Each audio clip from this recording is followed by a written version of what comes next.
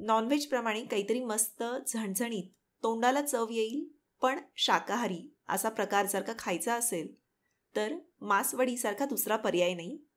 नमस्कार, स्वागत आहे तुमचं मराठी किचनमध्ये.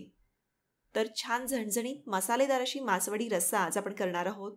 सोप्या पद्धतीनं स्टेप बाय स्टेप अगदी सगळ्यांना करता येईल अशी रेसिपी व्हिडिओमध्ये सांगणार आहे. चला तर मग लगेच सुरुवात करू. मासवडी अर्थातच मसालेदार असते, झणझणीत असते, त्याच्यामुळं वाटणसुद्धा भरपूर प्रमाणात लागतं. तर साहित्यसुद्धा नेहमीपेक्षा थोडंसं जास्त प्रमाणात लागतं. तर या ठिकाणी 1 कप सुक्या खोबऱ्याचा किस घेतलेला आहे किंवा एक मोठा बाऊल भरून सुक्या खोबऱ्याचा किस घेऊ शकता. पाव कप तीळ घेतलेले आहेत. तीळसुद्धा भरपूर घ्यायचे, एक छोटी वाटी तीळ घेऊ शकता. त्यानंतर 2 टेबलस्पून म्हणजे 2 मोठे चमचे धणे घेतलेले आहेत. तसेच 1 टेबलस्पून म्हणजे एक मोठा चमचा खसखस घेतलेली आहे. यानंतर चांगले 3 मोठे कांदे या ठिकाणी चिरून घेतलेले आहेत. तसेच 2 गड्डी लसूण सोलून घेतलेला आहे आणि ही अशी चांगली वाटी भरून भरपूरशी कोथिंबीर घ्यायची आहे. तर हे झालं आपलं रस्सा आणि मासवडीसाठीचं जे सारण आहे त्याकरता लागणारं साहित्य. तर एक साहित्य जे आहे ते आपण भाजून घेऊ. पहिल्यांदा कढईमध्ये धणे काढले. धणे चांगले भाजून घ्यायचे. हे असे धणे थोडेसे लालसर रंगावर भाजून घेतले. त्यानंतर कढईमध्ये तीळ काढले आहेत. तीळसुद्धा याच्यामध्ये भरपूर लागतात. हवं तर तीळ तुम्ही अजून वाढवू शकता. तर हे असं तीळ भाजून घेतले. तीळ भाजत आले की याच्यामध्ये खसखस घातली. एकदा दोनदा हलवलं की खसखस लगेच भाजली जाते आणि मग हे साहित्य बाजूला काढलं. त्यानंतर कढईमध्ये खोबरं भाजायला काढलं आहे. खोबरं जे आहे ते लगेच करपू शकतं, त्याच्यामुळं गॅससुद्धा थोडासा कमी ठेवायचा. हलक्या सोनेरी रंगावर खोबरंसुद्धा असं भाजून घ्यायचं. आता कांदा लसूण वगैरे भाजण्यासाठी कढईमध्ये थोडंसं तेल घातलं. तेलामध्ये पहिल्यांदा लसूण घातला. लसूण थोडासा परतला की याच्यामध्ये कांदा घातला. कांदासुद्धा आपल्याला लालसर रंगाचा होईपर्यंत भाजून घ्यायचा आहे. साधारण आपण नॉनव्हेज करताना जसं भरपूर असं वाटण तयार करतो, छान खमंग खरपूस भाजून घेतो, तसंच हे सगळं साहित्य जे आहे ते थोडंसं लालसर खमंग असं भाजून घ्यायचं आहे. साहित्य छान खरपूस भाजलं की वाटणाची सारणाची चवसुद्धा खूप छान येते. हे बघा, कांदा जो आहे तो असा थोडासा लालसर रंगाचा होईपर्यंत भाजून घ्यायचा. खूप काळपट याला करायचं नाही, मध्यम आचेवर भाजून घ्या. तोपर्यंत बाकीचं साहित्य पण वाटून घेऊ. मिक्सरच्या भांड्यात पहिल्यांदा धणे काढले. धणे हे असे बारीक करून घेतले. त्यानंतर याच्यामध्ये तीळ आणि खसखस घातली. तीळ खसखस जी आहे ती एकदा दोनदा फिरवून अशी जाडसर अशी वाटून घ्यायची. याला खूप बारीक पावडर असं करायचं नाही आहे. आता हे बाऊलमध्ये काढलं. यानंतर मिक्सरच्या भांड्यात सुकं खोबरं घातलं. सुकं खोबरंसुद्धा फक्त एकदा दोनदा फिरवून याचा जाडसर असा कूट करून घ्यायचा. अगदी बारीक वाटायचं नाही, नाहीतर याला तेल सुटतं. हे सुद्धा बाऊलमध्ये काढलं. त्यानंतर शेवटी याच्यामध्ये कांदा आणि लसूण घातला. पाणी न घालता पेस्ट करून घेतली. हे बघा, याला असं तेल सुटलं आहे. हे असं ओलसर झालं आहे. कांदासुद्धा बाऊलमध्ये काढला. त्यानंतर याच्यामध्ये बारीक चिरलेली कोथिंबीर घातली. पाव चमचा हळद घातली आहे. 1 मोठा चमचा बेडगी मिरची पावडर याच्यामध्ये घातली. तसेच 1 चमचा गरम मसाला पावडर घातली आहे. तसेच 1 मोठा चमचा याच्यामध्ये घरगुती काळा मसाला जो असतो किंवा कांदा लसूण मसाला किंवा जो कोणता साठवणीचा मसाला तुमच्याकडे असेल तो घालायचा. लक्षात ठेवा, याचं जे सारण आहे ते छान झणझणीत असं झालं पाहिजे. त्यानुसार चव बघून तुम्ही साहित्य जे आहे ते कमी अधिक करा. चवीनुसार मीठ याच्यामध्ये घातलं आणि हे सगळं असं छान मिक्स करून घ्या. हे करण्यासाठी मी कोणतेही खडे मसाले वापरले नाही आहेत, तर आपला नेहमीचा काळा मसाला आणि कांदा लसूण मसाला किंवा जो घरगुती काळा मसाला असतो तोच वापरला आहे, ज्याच्यामुळं याची जी संपूर्ण प्रोसेस आहे ती थोडीशी पटकन होते आणि सगळ्यांकडे खडे मसाले असतीलच असं नाही. हे बघा, हे असं आपलं जे सारण आहे ते तयार झालं. हे असं थोडंसं ओलसर असं वाटण तयार होतं. यापैकी थोडंसं हे असं एवढं वाटण रश्श्यासाठी बाजूला काढलं आहे. रस्सा करण्यासाठी वेगळं असं वाटण करणार नाही आहे, तर हेच वाटण आपण रश्श्यासाठी वापरणार आहोत. आता मासवडीच्या पारीसाठी 2.5 कप बेसन पीठ घेतलं आहे. याचं आपल्याला बॅटर तयार करून घ्यायचं आहे, ज्याच्यामुळं गाठी ज्या आहेत त्या कमी होतील. तर त्याकरता 1.5 कप पाणी याच्यामध्ये घातलं. पहिल्यांदा 1 कप पाणी घातलं आणि आता हे थोडंसं घट्टसर वाटते तर अजून अर्धा कप पाणी याच्यामध्ये वाढवलं.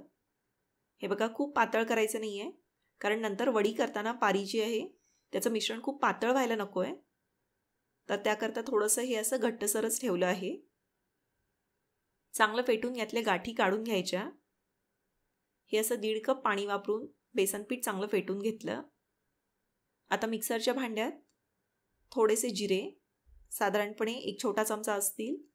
त्यानंतर याच्यामध्ये 8 ते 10 पाकळ्या लसूण आणि आवडीनुसार 3 ते 4 हिरव्या मिरच्या घालून हे असं वाटण तयार करून घेतलं.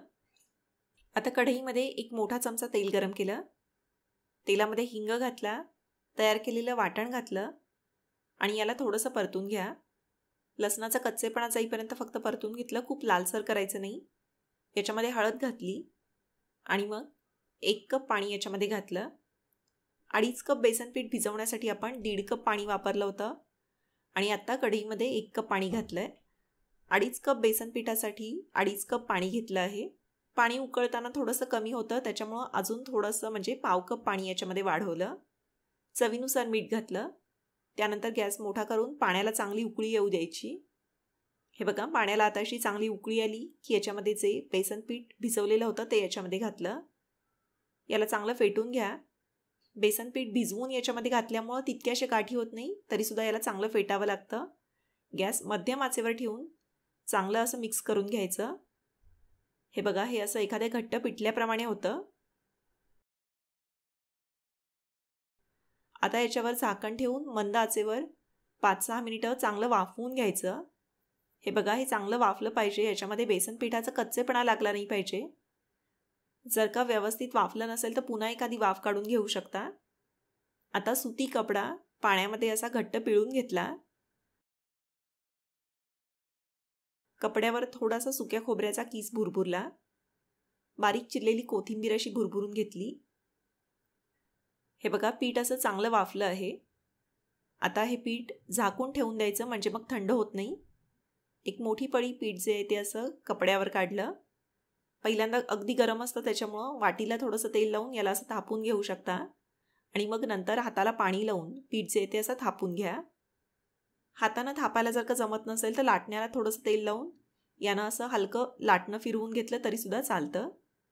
हे जेवढं तुम्ही गरम गरम असताना कराल तेवढं या वडीला जे आहे ते चिरा जात नाहीत किंवा भेगा पडत नाहीत, व्यवस्थित वडी येते. त्यामुळं शक्य तितक्या लवकर हे करायचं, गरम गरम असतानाच करायचं. त्यानंतर लगेच याच्यावर जे आपण सारण तयार केलं होतं ते असं पसरून घ्यायचं. बऱ्यापैकी असं भरपूर सारण जे आहे ते पसरून घ्या. याला हातानं असं थोडंसं थापून घेतलं म्हणजे मग सारण जे आहे ते वडीमध्ये चिकटतं. त्यानंतर लगेच कापड उचलून पिठाची अशी गुंडाळी करून घ्यायची. ही गुंडाळी करून झाली की हातानं याला असं दाबून चपटं करायचं, त्रिकोणी असा आकार द्यायचा, ज्याच्यामुळं वडी जी आहे ती छान अशी माशांप्रमाणे दिसते, माशांसारखा याचा आकार येतो. हे बघा, हे असं कापड काढून घेतलं, हातानं दाबून याला असा माशासारखा त्रिकोणी आकार दिला आहे. याप्रमाणे एकूण या पिठाच्या ज्या आहेत त्या अशा 3 मासवड्या होतात.